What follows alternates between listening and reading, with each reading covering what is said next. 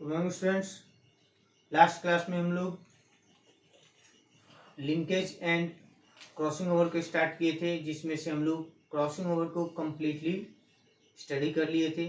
ठीक है, आज हम लोगों को लिंकेज पढ़ना है। ठीक है, लिंकेज क्रॉसिंग ओवर में कुछ चीज़ें जो मैं बताया था, बहुत इंपॉर्टेंट चीज़ें, कि क्रॉसिंग ओवर जो होता है उससे रिकॉम्बिनेशन होता है। ठीक है, रिकॉम्बिनेशन मतलब कि न्यू कॉम्बिनेशन ऑफ जीन। ठीक है, और मैं बताया था कि रिकॉम्बिनेशन फ्रीक्वेंसी जो है कभी भी मोर देन 50% नहीं हो सकता है। ठीक है, मोर देन 50%, 50% से ज़्यादा रिकॉम्बिनेशन फ्रीक्वेंसी कभी नहीं हो सकता है। उसके बाद मैं बताया था कि क्रॉसिंग ओवर जो है उस पर क्रॉसिंग ओवर किस किस फैक्टर पर डिपेंड करता है। उसमें मैं बताया था कि क्रॉसिंग ओवर सबसे पहले जो है डिस्टेंस डिपेंडेंट होता है, और मैं बताया था कि crossing over is directly proportional to distance. Distance increase करेगा तो क्रॉसिंग ओवर इंक्रीज करेगा, और क्रॉसिंग ओवर इंक्रीज करेगा तो रिकॉम्बिनेशन इंक्रीज करेगा। ओके, क्लियर है। उसके बाद मैं बताया था एक्सरेज रेडिएशन यदि क्या होगा, इंक्रीज होगा, तो क्रॉसिंग ओवर इंक्रीज होगा। चूंकि मॉलिक्यूल्स के बीच में एनर्जी बढ़ेगा तो रिपल्सिव फोर्स लगेंगे, तो वो एक दूसरे से दूर दूर जाएंगे, तो उनमें उनके बीच में डिस्टेंस इंक्रीज होगा, और डिस्टेंस इंक्रीज होगा तो क्रॉसिंग ओवर इंक्रीज होगा, और क्रॉसिंग ओवर इंक्रीज होगा तो मैं बताया था कि रिकॉम्बिनेशन इंक्रीज होगा। नेक्स्ट चीज मैं बताया था कि एक्सरेज के बाद बताया था टेम्परेचर को इंक्रीज करिएगा तो मॉलिक्यूल्स के बीच में रिपल्सिव फोर्स बढ़ेंगे, रिपल्सिव फोर्स बढ़ेंगे तो मॉलिक्यूल्स जो है एक दूसरे से दूर दूर जाएंगे, और दूर दूर जाएंगे तो उनके बीच में डिस्टेंस इंक्रीज होगा, और क्रॉसिंग ओवर इंक्रीज होगा, और क्रॉसिंग ओवर इंक्रीज होगा, और रिकॉम्बिनेशन इंक्रीज होगा। ठीक है, उसके बाद मैं बताया था कि एज यदि इंक्रीज करेगा, एज इंक्रीज करेगा तो इंजाइम का सिंथेसिस जो है इफेक्ट होगा। ठीक है, मैं बताया था कि क्रॉसिंग ओवर जो होता है वो इंजाइम डिपेंडेंट होता है, रिकॉम्बिनेज इंजाइम जो है हेल्प करता है क्रॉसिंग ओवर में, और यदि एज इंक्रीज होगा तो रिकॉम्बिनेज इंजाइम का सिंथेसिस जो है इफेक्ट होगा, और सिंथेसिस इफेक्ट होगा। साथ साथ मैं बताया था साइनेप्टोनिमल कॉम्प्लेक्स प्रोटीन के सिंथेसिस को भी बताया था कि ये भी इफेक्ट होगा, और उसके कारण जो है क्या होगा, क्रॉसिंग ओवर डिक्रीज होगा। चलिए अब हम बात करते हैं लिंकेज की। ठीक है,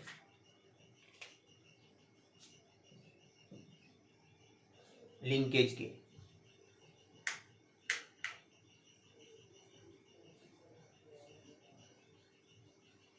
लिंकेज अब देखो लिंकेज क्या है। Linkage is the phenomenon by which genes जो होते हैं वो एक दूसरे के साथ साथ रहते हैं। ठीक है, तो लिख लीजिए कि it is a phenomenon of certain gene,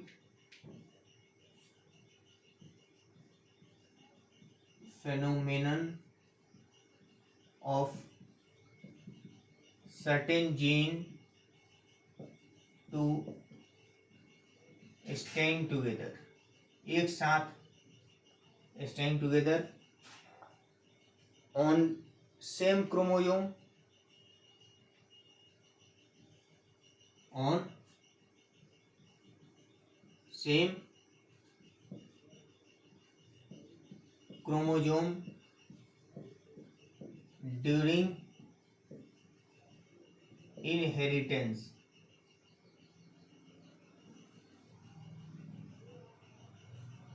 That means they do not separate even after crossing over. Crossing over के बाद भी ये सेपरेट नहीं होंगे। ठीक है, एक यदि मैं आपको एग्जांपल बताऊं, सपोज करिए ये कोई क्रोमोसोम है और इस पर ये जीन्स प्रेजेंट है। ठीक है, उसके बाद ये कोई क्रोमोसोम है, ठीक है, और ये कोई क्रोमोसोम है। ठीक है, इस क्रोमोसोम पर भी ये जीन प्रेजेंट है, ABCDEFGHIJKLMNO।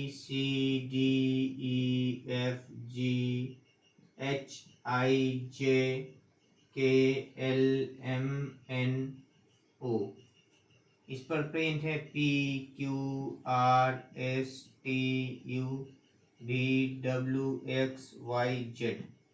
इस पर भी जीन प्रेजेंट है। ओके, क्लियर है। अब देखिए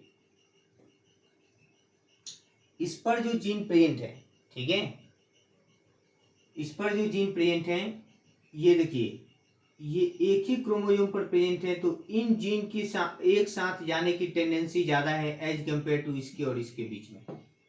ठीक है, इसके और इसके बीच में यदि हम इन दोनों की तुलना करें, ए और पी की और ए और बी की, तो ए और बी के बीच, ए और बी जो जीन है वो सेम क्रोमोसोम है।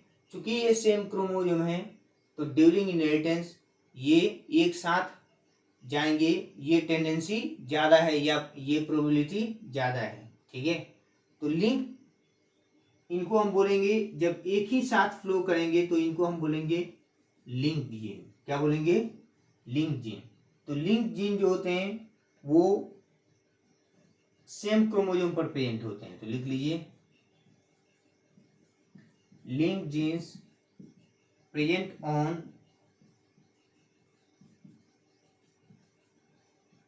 Same chromosome. लिंक जीन जो होते हैं वो सेम क्रोमोसोम पर प्रेजेंट होते हैं, जबकि अनलिंक जीन जो होते हैं, ठीक है, अनलिंक जीन जो होते हैं ये डिफरेंट क्रोमोसोम पर प्रेजेंट होते हैं। Unlinked genes are present on different chromosome. Unlinked gene जो होंगे वो डिफरेंट क्रोमोसोम पर प्रेजेंट होंगे। यहाँ ए और बी जो है, ए एंड बी जो है ये कैसे हैं? लिंक्ड जीन है। कैसे हैं? लिंक्ड जीन है। जबकि ए और पी की हम बात करें तो ये ए और पी ये कैसे हैं? A and P unlinked gene है। कैसे हैं? अनलिंक्ड जीन है। ओके, क्लियर है? कोई डाउट है तो बोलो, मिटा दो इसको।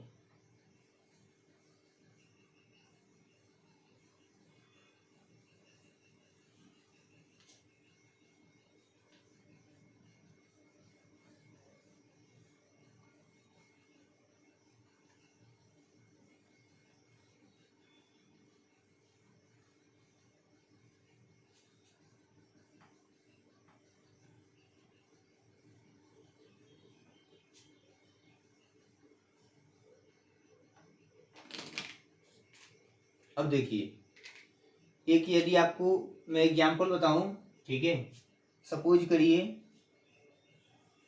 कि यदि अनलिंक्ड जीन है, ठीक है, अनलिंक्ड जीन है, तो डाई हाइब्रिड क्रॉस में, ठीक है, डाई हाइब्रिड क्रॉस में, डाई हाइब्रिड क्रॉस में अनलिंक्ड जीन का रेशियो कितना होता है? 9:3:3:1। ये फिनोटिपिक रेशियो होता है ना भाई, ठीक है, फिनोटिपिक रेशियो। लेकिन यदि लिंक्ड जीन है, ठीक है, लिंक्ड जीन है, तो फिनोटिपिक रेशियो जो होगा वो क्या होगा? 3:1 का रेशियो आएगा। 3:1 का रेशियो आएगा। आइए एक एग्जांपल के साथ समझते हैं। जैसे सपोज करिए ये कोई किसी का जीनोटाइप है capital A small a, capital B small b, ठीक है, capital A small a, capital B small b. अब देखिए यदि इंडिपेंडेंट असॉर्टमेंट की बात करें, ध्यान से देखिएगा, यदि इंडिपेंडेंट असॉर्टमेंट की बात करें तो गैमेट जो बनेगा कितने टाइप का बनेगा? Capital A capital B, capital A small a capital B और small a small b, 4 type का बनेगा ना, ठीक है। यदि ए और बी ये दोनों जीन जो है लिंक्ड हैं, तब गैमेट कितना बनेगा? Capital A capital B, small a small b, यही 2 टाइप का गैमेट बनेगा। यही दो टाइप का गैमेट बनेगा। तो यदि देखिए हम इसका क्रॉस जो है कराते हैं किसके साथ, कैपिटल ए कैपिटल बी और स्मॉल ए स्मॉल बी, इस जीन के साथ, इस गैमेट के साथ इस गैमेट का हम क्रॉस कराते हैं। ठीक है, तो अब देखिए इसका रेशियो निकालिएगा, तो जो होगा क्या होगा, 3:1 का रेशियो आएगा, आप निकाल के देख सकते हैं। ठीक है, तो during in unlinked gene phenotypic ratio of dihybrid cross is 9:3:3:1, but in linked gene phenotypic ratio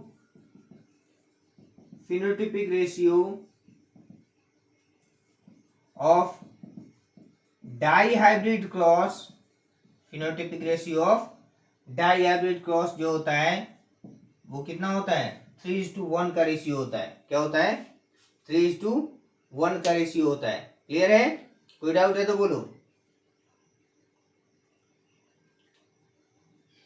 हो गया। यदि टेस्ट क्रॉस की हम बात कर रहे हैं, ठीक है, टेस्ट क्रॉस की बात करें तो अनलिंक्ड जीन में टेस्ट क्रॉस का जो रेशियो होगा in unlinked gene, ratio of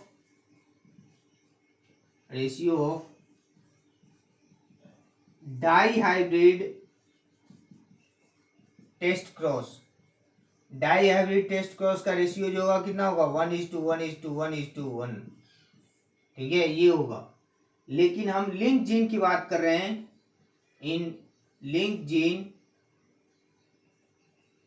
gene ratio of dihybrid test cross जो होगा 1:1 का रेशियो होगा। ठीक है, 1:1 का रेशियो होगा। ओके, क्लियर है, कोई डाउट है तो बोलो। किसी को कोई डाउट?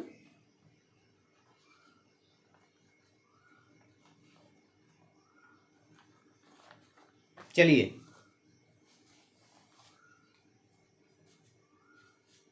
बता दूं।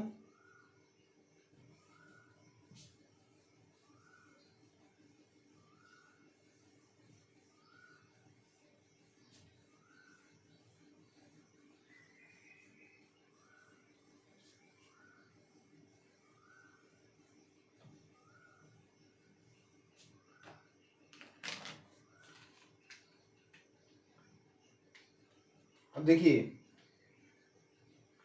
जब हम लोग मेंडल्स का सेकेंड लॉ पढ़ रहे थे, लॉ ऑफ इंडिपेंडेंट असॉर्टमेंट, तो उसमें मैं बताया था कि यदि मेंडल साहब को जो है लिंकेज की जानकारी होती, ठीक है, तो वो लॉ ऑफ इंडिपेंडेंट असॉर्टमेंट नहीं दे पाते। ठीक है, लॉ ऑफ इंडिपेंडेंट असॉर्टमेंट नहीं दे पाते। ठीक है, लॉ ऑफ इंडिपेंडेंट असॉर्टमेंट ये बोलता है कि ड्यूरिंग गैमेट फॉर्मेशन हर एक एलील जो है, हर एक जीन के हर एक एलील जो है एक दूसरे से इंडिपेंडेंट होके क्या होते हैं, असॉर्ट करते हैं। ठीक है, एक दूसरे से इंडिपेंडेंट होके असॉर्ट करते हैं। लेकिन लिंकेज जो बोलता है, ये बोलता है कि हम साथ साथ जाएंगे। ठीक है, साथ साथ जाएंगे। लिंकेज को डिस्कवर करने वाले साइंटिस्ट थे, linkage was discovered by TH. Morgan linkage को डिस्कवर किए थे। अपना एक्सपेरिमेंट किए थे किस पर, एक्सपेरिमेंटल मॉडल जो था वो था ड्रोसोफिला मेलानोगास्टर।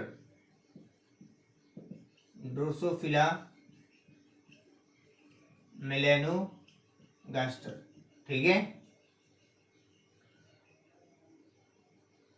टी.एच. मॉर्गन साहब क्रोमोसोमल थ्योरी ऑफ लिंकेज भी दिए थे। ठीक है,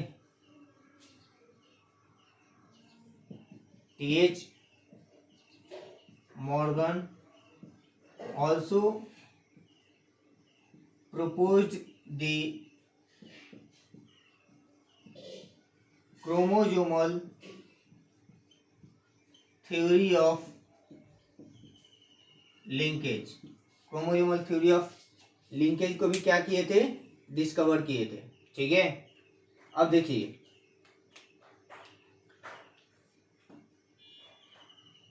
जो लिंकेज का स्ट्रेंथ होता है, strength of linkage is inversely proportional to, मैं बताया था कि जब जीन के बीच में डिस्टेंस कम होंगे, जीन के बीच में डिस्टेंस कम होंगे, सपोज करिए ये कोई क्रोमोजोम है, इस क्रोमोजोम पर ये जीन प्रेजेंट है, तो जीन के बीच, जिसके बीच में डिस्टेंस कम होगा, उस जीन के एक साथ जाने की टेंडेंसी क्या होगी, ज्यादा होगी। दैट मीन्स की strength of linkage is directly proportional to, sorry inversely proportional to distance between gene, inversely proportional to distance between gene. यदि डिस्टेंस, जीन के बीच में डिस्टेंस क्या होगा, इंक्रीज होगा, जीन के बीच में डिस्टेंस इंक्रीज होगा, ठीक है। सपोज करिए यहां एक एग्जांपल ले लूं,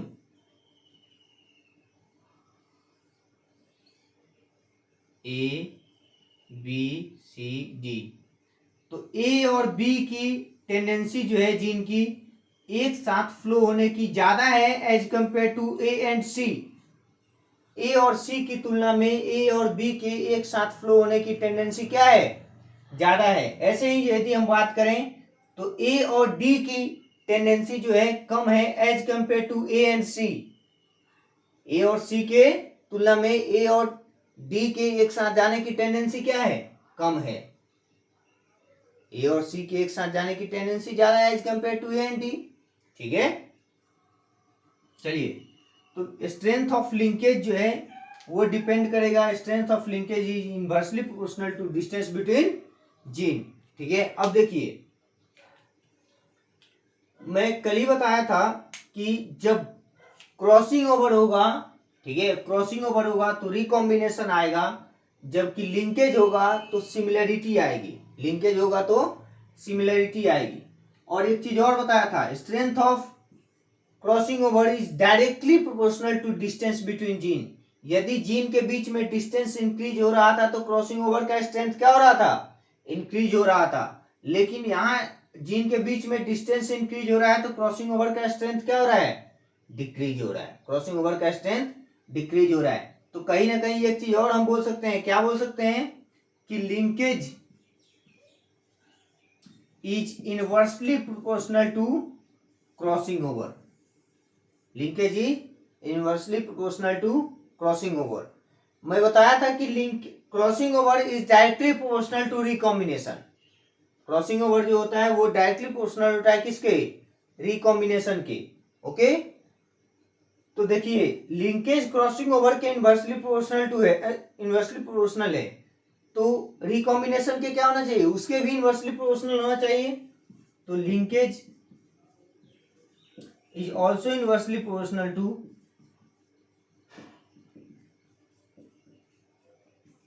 रिकॉम्बिनेशन, ठीक है। Linkage is also inversely proportional to recombination, that is कि यदि लिंकेज कम होगा तो रिकॉम्बिनेशन ज्यादा होगा, रिकॉम्बिनेशन कम होगा तो लिंकेज क्या होगा, ज्यादा होगा, ओके। कोई डाउट है तो बोलो। चलिए नेक्स्ट पॉइंट हम आते हैं, ठीक है। और affecting factor of linkage, linkage को अफेक्ट करने वाले कौन कौन से फैक्टर होते हैं उनको डिस्कस करते हैं।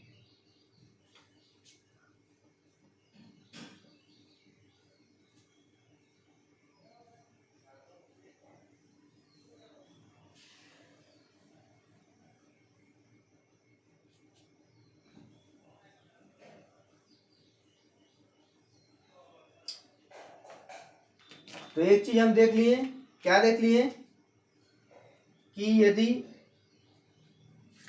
एक चार्ट बना लेते हैं, ठीक है, सीरियल नंबर, फैक्टर, उसमें क्या चेंज होगा, ठीक है,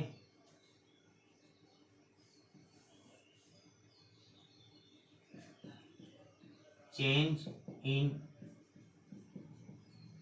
factor, okay, crossing over,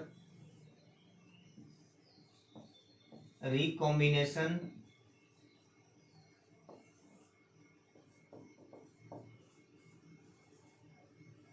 linkage. Okay, पहला फैक्टर है यदि हम डिस्टेंस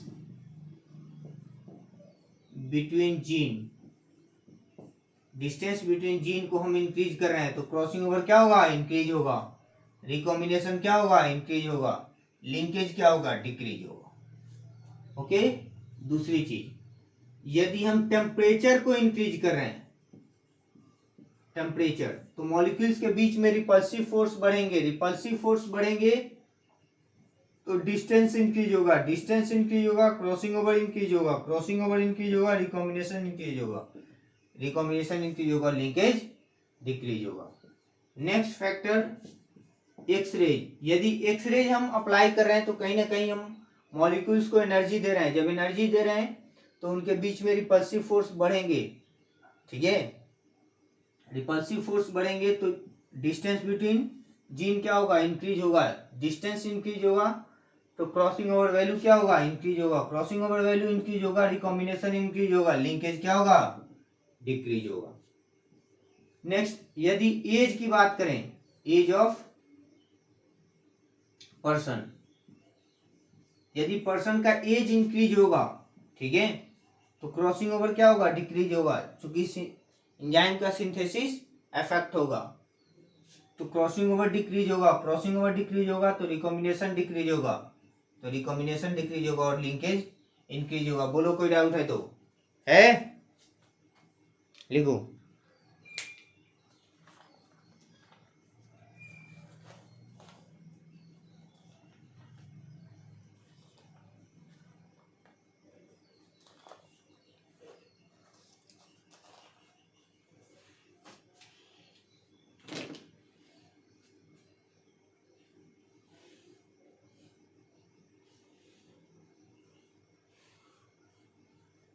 बेटा दूं,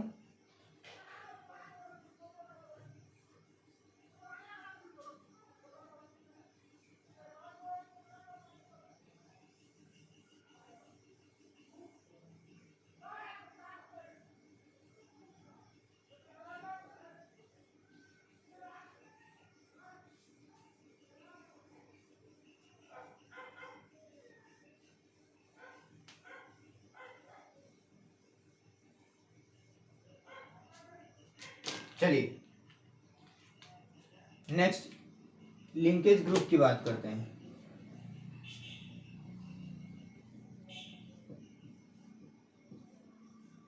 लिंकेज ग्रुप, अब देखिए लिंकेज ग्रुप का मतलब क्या हुआ, आइए समझते हैं। सपोज करिए ये कोई क्रोमोजोम है, ठीक है, क्रोमोजोम है, इस पर ये जीन्स प्रेजेंट हैं, A B C D E F G H I J K, ठीक है।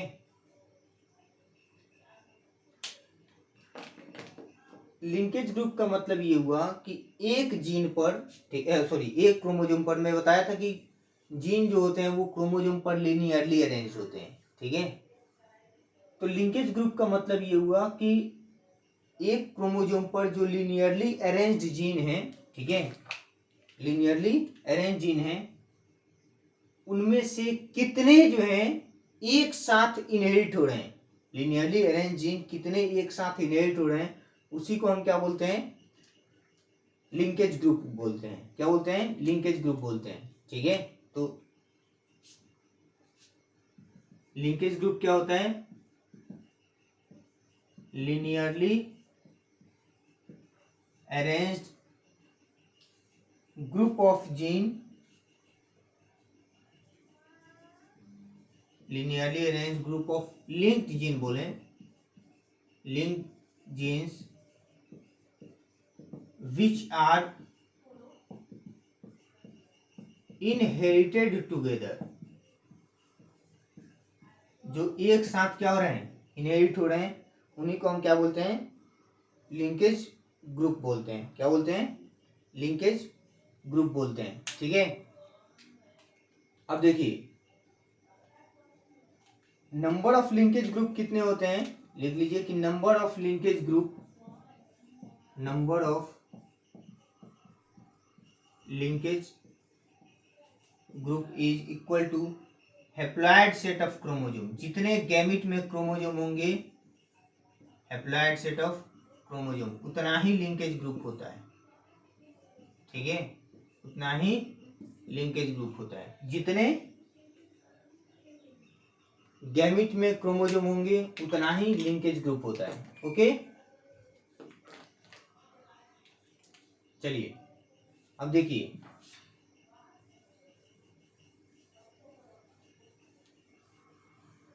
कुछ एग्जाम्पल ले लें। ठीक है,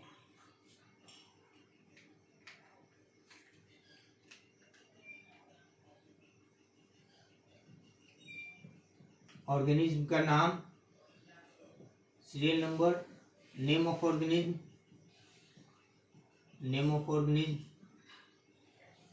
ठीक है, 2n इज इक्वल टू कितना होता है? ठीक है, हैप्लॉइड मतलब डिप्लॉइड सेट में कितना क्रोमोसोम है, हैप्लॉइड सेट में कितना क्रोमोसोम है, लिंकेज ग्रुप कितने हैं, लिंकेज ग्रुप कितने हैं। ठीक है, देखिए सबसे पहला ह्यूमन का एग्जांपल लेते हैं। ह्यूमन में हैप्लॉइड सॉरी डिप्लॉइड ऑर्गेनिज्म है, इसमें 46 क्रोमोसोम होते हैं। हैप्लॉइड सेट में कितने क्रोमोसोम होते हैं? 23 क्रोमोसोम होते हैं। लेकिन लिंकेज में यदि हम लिंकेज ग्रुप की बात करें, ठीक है, लिंकेज ग्रुप की बात करें तो 23 तो होगा किस में? फीमेल में। लेकिन 24 होगा किस में?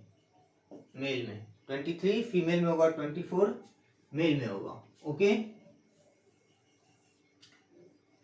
22 ऑटोसोम्स हो गया plus x chromosome plus y chromosome, इसीलिए इसमें 24 हो जाए।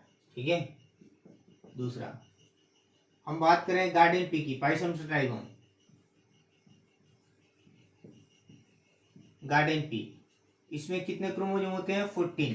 ठीक है, हैप्लॉइड सेट में 7 क्रोमोसोम, लिंकेज ग्रुप 7। ठीक है, तीसरी बात हम कर रहे हैं Drosophila melanogaster, Drosophila melanogaster, diploid set में कितने क्रोमोसोम होते हैं? डिप्लॉइड सेट में कितने क्रोमोसोम होते हैं? 8।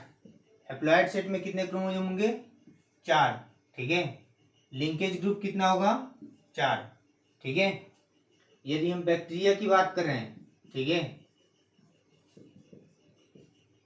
बैक्टीरिया, तो डिप्लॉइड सेट में मैं बताया था कि जितने भी क्रोमोसोम मतलब क्रोमैटिन मटेरियल होते हैं उनको सबको हम एक क्रोमोसोम के इक्विवेलेंट कंसीडर करते हैं। ठीक है, तो डिप्लॉइड सेट में एक क्रोमोसोम होंगे, ठीक है, और एप्लॉइड में भी कितने? एक ही होंगे, और लिंकेज ग्रुप भी कितना होगा? एक ही होगा। ठीक है, नेक्स्ट हम आते हैं मेज में।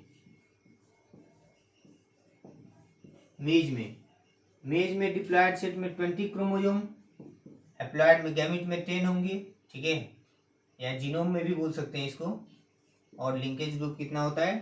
10 होता है। ठीक है, एक और ले लीजिए, एलियम सेप्पा, प्याज, ओनियन, इसमें डिप्लॉइड सेट में कितने? 16 क्रोमोसोम, एप्लॉइड में 8। ठीक है, लिंकेज ग्रुप 8। ठीक है, लिखिए इसको।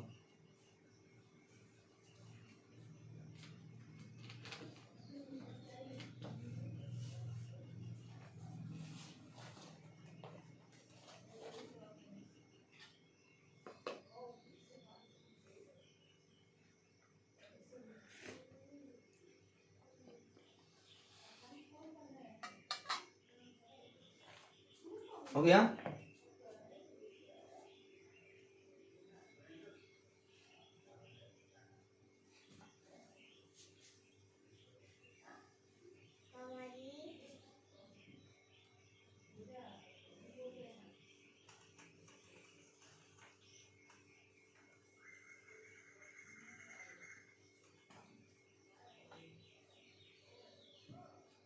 चलिए अब देखिए टाइप्स ऑफ लिंकेज।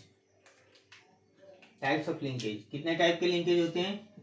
2 टाइप के, एक कंप्लीट लिंकेज और एक इनकम्प्लीट लिंकेज। कंप्लीट लिंकेज और इनकम्प्लीट लिंकेज। कंप्लीट लिंकेज का मतलब कि जो जीन एक क्रोमोसोम पर प्रेजेंट है वो सेपरेट नहीं हुए आफ्टर क्रॉसिंग ओवर, और उनका इनहेरिटेंस जो है एक साथ हुआ। ठीक है, जैसे कि एग्जांपल के लिए मैं यहाँ क्रोमोसोम बना रहा हूँ।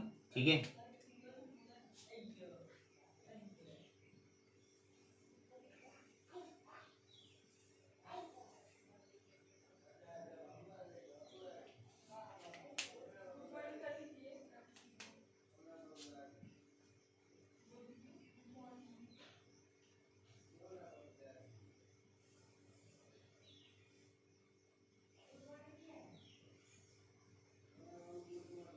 ठीक है,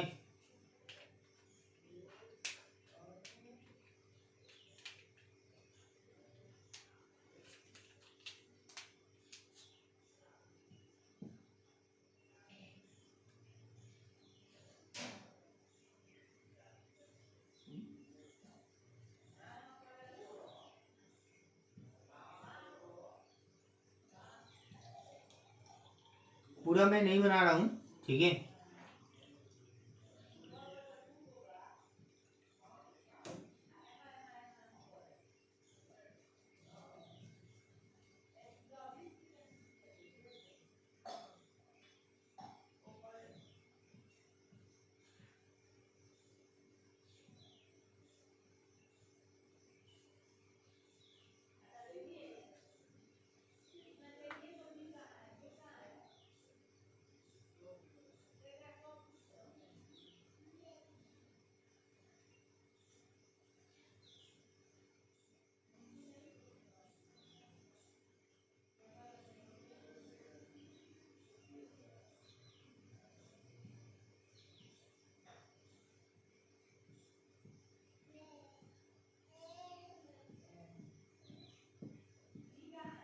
अब देखिए इसमें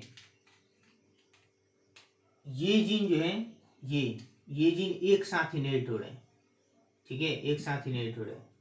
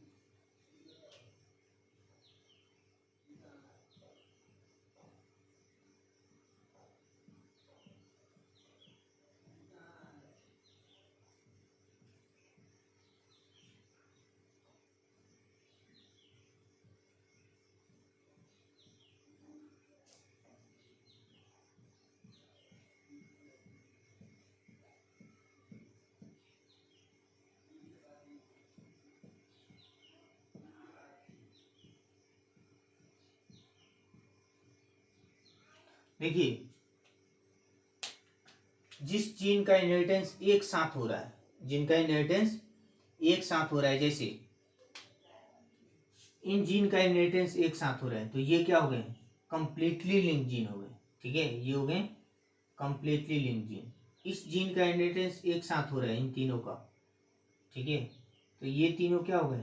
कंप्लीटली लिंक जीन हो गए, कंप्लीटली लिंक जीन हो गए। ठीक है, तो देखिए ये हो गया कंप्लीट लिंकेज, कंप्लीट लिंकेज। ठीक है, लेकिन यहाँ देखिए इस जीन का इनहेरिटेंस जो हो रहा है ये अलग अलग हो रहा है। ये जीन इस क्रोमोसोम का है। ठीक है, ये इस पर पहले था। ठीक है, तो ये इनकम्प्लीट लिंकेज है, इनकम्प्लीट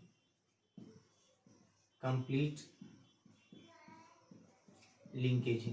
ठीक है, इनकम्प्लीट लिंकेज। ओके, तो इनकम्प्लीट कंप्लीट लिंकेज को डिस्कवर करने वाले साइंटिस्ट थे discovered by Morgan in Drosophila.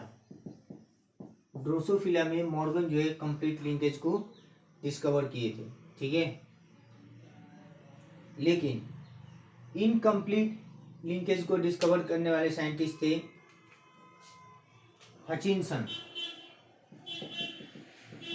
Discovered by Hutchinson, ठीक है। इन मेज में डिस्कवर किए थे,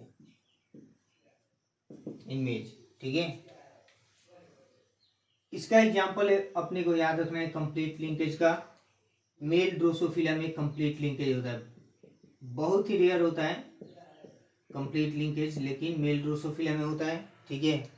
फीमेल सिल्कवॉर्म मॉथ में होता है, फीमेल सिल्कवॉर्म मॉथ में होता है, ठीक है। और कंप्लीट लिंकेज जो होता है बहुत ही रेयर होता है, बहुत ही क्या होता है, रेयर होता है, वेरी रेयर, ठीक है। लेकिन इनकम्प्लीट लिंकेज जो होता है ये बहुत ही कॉमन होता है, ठीक है, वेरी कॉमन। और ये किस में होता है, ऑल सेक्सुअली रिप्रोड्यूसिंग ऑर्गेनिज्म, सभी सेक्सुअली रिप्रोड्यूसिंग ऑर्गेनिज्म में होता है।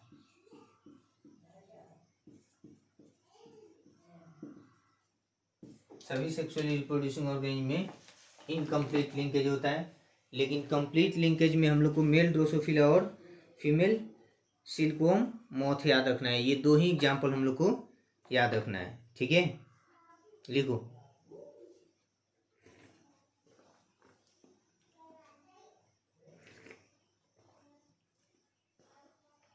हो गया।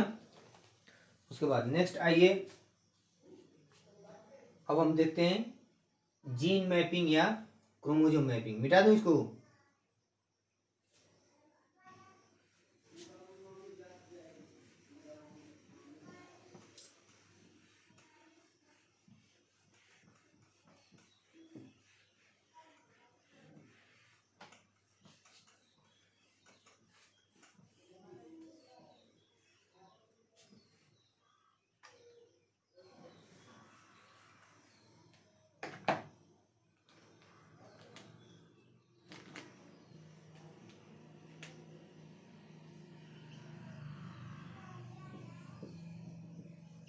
जीन मैपिंग, ठीक है।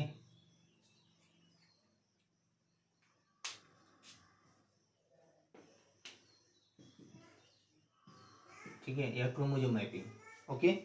अब देखिए, first time gene map was, अब देखो जीन मैपिंग होता क्या है, आओ पहले हम इस बात को समझते हैं। सपोज करिए ये क्रोमोसोम है, ठीक है, ये क्रोमोसोम है, इस पर जीन प्रेजेंट है। चलो ये तो पता है कि लीनियरली अरेंज है, ये तो पता है, लेकिन जीन किस ऑर्डर में प्रेजेंट है, किस जीन के बाद कौन सा जीन प्रेजेंट है, उनके बीच का डिस्टेंस कितना है, ठीक है, उनके बीच का डिस्टेंस कितना है, इसी को हम क्या बोलते हैं, जीन मैपिंग बोलते हैं। यही सब फाइंड आउट करने को हम क्या बोलते हैं, जीन मैपिंग बोलते हैं, ठीक है। एक साइंटिस्ट थे मॉर्गन, ठीक है, उनके एक फ्रेंड ये स्टूडेंट थे, मॉर्गन के स्टूडेंट थे एस्ट्रूटवेंट। तो सबसे पहले जीन मैपिंग जो है यही फाइंड आउट किए थे, ठीक है, यही फाइंड आउट किए थे कि जीन किस मैनर में रेंज है, ठीक है, और उनके बीच में डिस्टेंस कितना है, ठीक है, या रिकॉम्बिनेशन फ्रीक्वेंसी कितना है, ठीक है। लिख लो कि gene map is linear representation of sequence,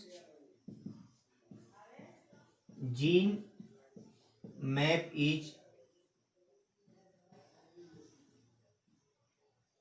linear graphic representation, linear graphic representation of gene on chromosome. Chromosome पर लीनियर ग्राफिक रिप्रेजेंटेशन जीन का ही क्या है, is known as gene map. उसी को हम क्या बोलते हैं, जीन मैप बोलते हैं। क्या बोलते हैं, जीन मैप बोलते हैं। क्लियर है। अब देखिए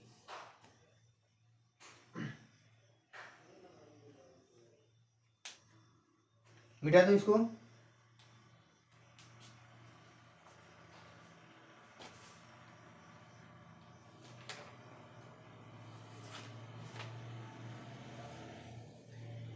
एक यदि एग्जाम्पल लूं, ठीक है,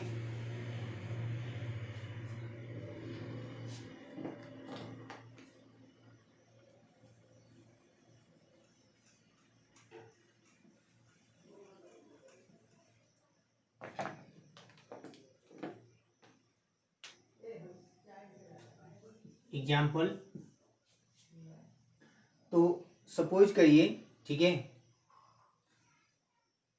कि ये कोई क्रोमोसोम है, ठीक है, क्रोमोसोम है, और इस क्रोमोसोम पर जीन प्रेजेंट है, जीन प्रेजेंट है ABCDEFGHI, ठीक है, ये क्रोमोसोम पर जीन प्रेजेंट है। अब देखिए, अब हमको पता है कि ए और बी के बीच में, सपोज करिए ए और बी के बीच में जो डिस्टेंस है वो 3 यूनिट का है, 3 मैप यूनिट डिस्टेंस है। ओके, डिस्टेंस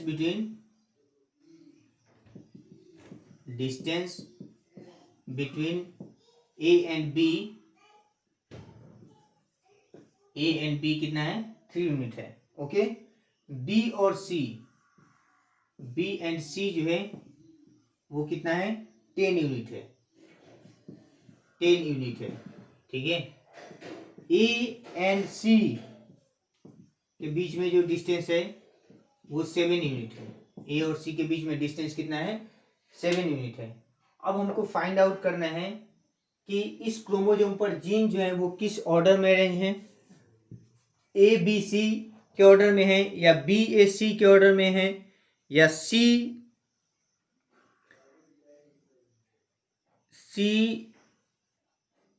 ए बी के ऑर्डर में है, ठीक है। ये हमको फाइंड आउट करना है, ठीक है। अब देखिए, यदि हम इसका ग्राफिक रिप्रेजेंटेशन देखें, ठीक है, तो सपोज करिए ये हो गया ए और ये हो गया बी, ठीक है, ये ए और बी हो गया। ए और बी के बीच में कितना डिस्टेंस है, 3 यूनिट का डिस्टेंस है। कितना है, 3 यूनिट डिस्टेंस है। ओके, बी और सी के बीच में 7 यूनिट है, ठीक है, सॉरी, बी और सी के बीच में 10 यूनिट डिस्टेंस है, बी और सी 10 यूनिट है। तो अब देखिए, ये 10 यूनिट है बी और सी के बीच में, तो सी इधर भी हो सकता है और इधर भी हो सकता है। क्लियर है। एक प्रोबेबिलिटी इधर है और दूसरी प्रोबेबिलिटी है कि सी इधर है। तो हम मान लीजिए कि बी और सी के बीच में डिस्टेंस कितना है, 7 यूनिट है। तो हम मान लिए, ठीक है, कि सी जो है वो पॉइंट यहां है, ठीक है, सी पॉइंट यहां है, ठीक है। तो सी पॉइंट यहां है, तो बी और सी के बीच में जो डिस्टेंस है वो कितना है, बी और सी के बीच में 10 यूनिट हो गया, 10 यूनिट हो गया। ओके, और ए और सी के बीच में 7 यूनिट हो गया, ए और सी के बीच में। अब देखिए, 7 यूनिट ए और सी के बीच में है, और ए और बी के बीच में 3 यूनिट है, ठीक है, और बी और सी के बीच में डिस्टेंस जो है वो 7 और 3 10 यूनिट है, ठीक है। एक मतलब इसके अकॉर्डिंग यदि हम देखें तो आंसर अपना क्या आ रहा है, सी ए बी आ रहा है आंसर, या बी ए सी ऐसे हम बोल सकते हैं। ओके चलिए, लेकिन यदि हम इस पॉइंट को, इस सी पॉइंट को इधर ना रख के इधर रखते हैं, ठीक है, तो ये पॉइंट हो गया ए, ये हो गया बी और ये हो गया सी। अब देखिए बी और सी के बीच में दे दिया है 10 यूनिट डिस्टेंस है, 10 यूनिट, ठीक है। ए और सी के बीच में डिस्टेंस जो है, ए और बी के बीच में डिस्टेंस है 3 यूनिट, 3 यूनिट, ठीक है, 3 यूनिट। और बी और सी के बीच में 10 यूनिट। चलो ये क्लियर हो गया। ए और सी के बीच में अब यदि डिस्टेंस हम कैलकुलेट करें तो ए और सी के बीच में डिस्टेंस कितना हो जा रहा है, 10 और 3 13 यूनिट हो जा रहा है, ठीक है। लेकिन अपने को दिया है कि ए और सी के बीच में जो डिस्टेंस है वो कितना है, 7 यूनिट है। डेट मीन्स कि अपना पहला आंसर जो है कि जीन जो है वो ए सी सॉरी सी ए बी के ऑर्डर में अरेंज है, ये आंसर सही है। ये आंसर क्या है, सही है। बोलो कोई डाउट है तो, क्लियर है। चलो एक और क्वेश्चन लेते हैं, ठीक है, मिटा दो इसको।